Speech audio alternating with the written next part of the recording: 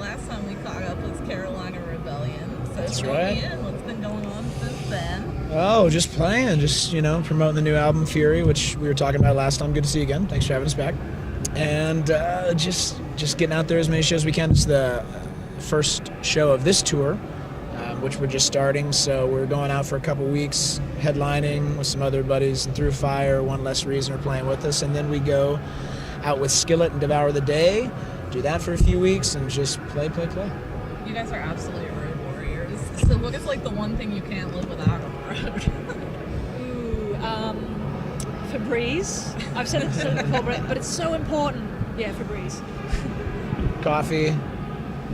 Yeah, We'll leave that there's there. a severe lack of coffee at these festivals. I'm just going to point that out. Yeah, there's a little bit there, but not a lot. Yeah. You got to start your day off right, man. Absolutely. Drums, guitar, bass.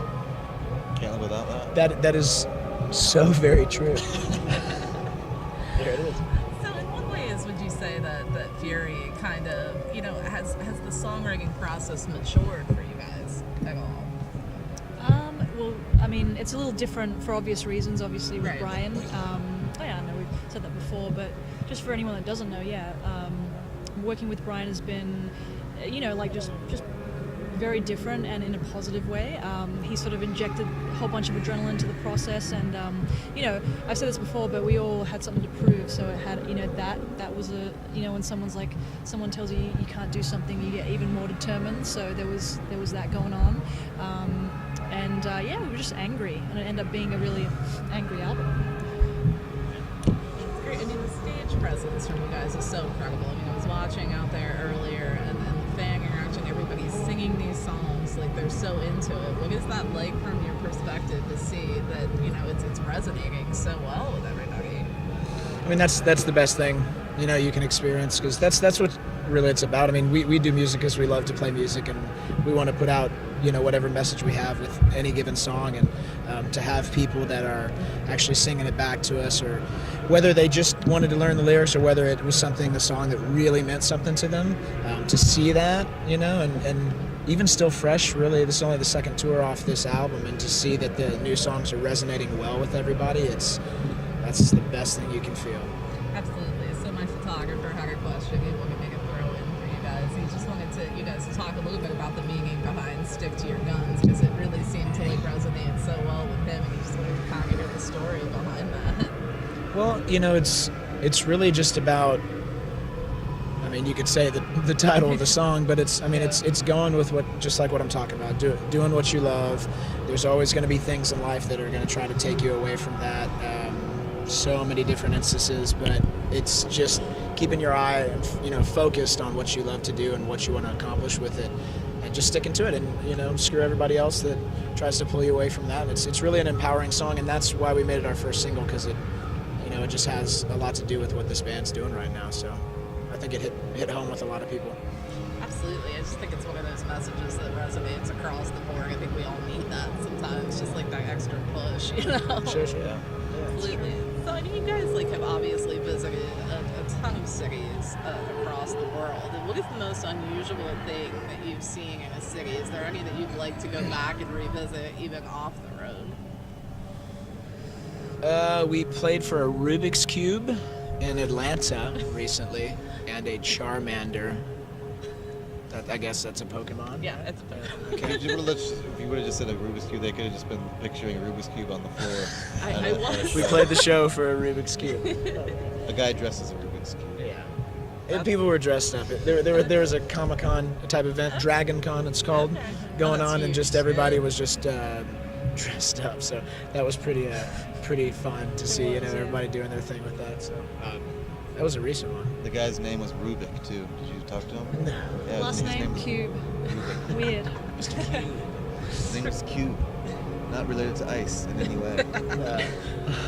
So I know you guys did an awesome cover of Rage Against the Machine out there earlier today, but is there any other songs that might be surprising that you'd like to put a take on? Ooh, Now this is the it second started. time yes, I don't know. Maybe I shouldn't reveal. Should I reveal it? Should I unleash it? Well, if we're going to do it, we don't sure we're going to do it. Yeah, because then We have to wait and do it. see. Okay, now I'm intrigued.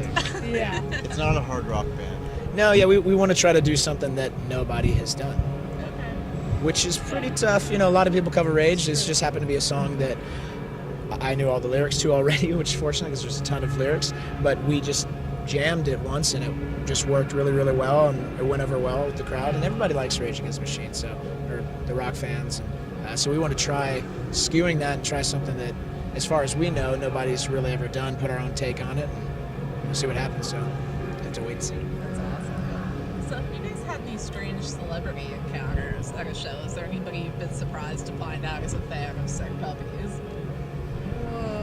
Ran into Taylor Hawkins today. He was like, "Bro, you're in my favorite band in the world." Oh, that's amazing. Didn't he say you were his favorite drummer? Yeah, he's like, "You're my favorite drummer of all time." I'm like, "It's weird. You're my favorite drummer of all time," and then we kissed. It was great. Whoa. Yeah. Here we come back. Getting old, man. Yeah. I mean, we're not even. Yeah, he's married with 3 kids. Huh? We just felt that connection. When it's there, it's there, you know? No, I wish I would have made out. I wish. He wishes that happens. That's the fantasy. It's okay. Oh my goodness. See, as long as you kind of believe me for a second, that's all that matters. That's right. It gives you the kick. So I almost believed you for a You, second. see, you were like, "Oh, what? Maybe." He... was No, like, "Did you no. But kiss then Taylor if you Hawkins?" process it, you would never believe it. But Yeah. for a split second, you And then if you ask him, he'll be like, "What? That man?" No. fuck that guy. What? Yeah. Well, it's like I feel like these festivals, though, it's like those types of scenarios are not so far-fetched from happening because it's like rock and roll summer camp and everybody's Yeah, coming that's true. together and it's like a little reunion between bands. And That really is. That's true. Well, actually, speaking of Rage, we played this festival once with Tom Morello's band, Street Sweeper Social Club, Okay. and he was side of stage at this one show, which is, huge. It's Rage Against the Machine. So that was a bit like, whoa, that's. I mean, I don't know about if he was a fan or not. He was just watching side of stage. So. And then he said like good job to us afterwards, which was cool. Yeah. But after we saw him side stage, we just the rest of the set we just played Rage songs and butchered them. No, I'm joking. We would never do that. We would never, in the presence of Tom Morello, you No can't way. play Rage. Yeah. Drop that from the set. You literally start playing and then Stop you mid-song. like you get weak and like his presence would make you weak and then the mic would fall. In a good way. So is it still surreal for you guys to like, when fans will come up and tell you how much of an impact that your lyrics and the music has had on them to help them through like a various different situations in life? I mean, because music is such a uniting force. Oh yeah, I mean that never gets old to hear that. Like when people say that, I always definitely am kind of just taken aback, I guess, from it every time. It doesn't matter how many times you hear it because you're like, wow, like, I mean, somebody could just, oh, you rocked, which is awesome. They had a good time. But when your music impacted them on a deeper level like that, and they came up to like tell you about why that is, you really stop and listen because that's what it's, that's the goal of what we're doing. Absolutely. So, I mean, obviously you guys are still touring behind Fury and everything. Is there anything in the works? Can you write on the road, or you have to kind of take the time away from that?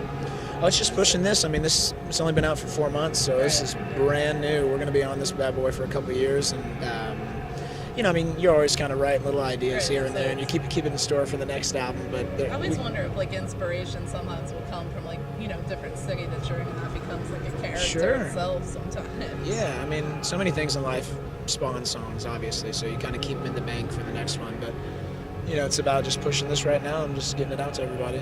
It's been going well. Absolutely. Well, I'm gonna thank you guys so much for taking a few minutes to catch up with me again. Thank you. It was absolutely Good to- amazing. The show was great. Thank you guys so much. Appreciate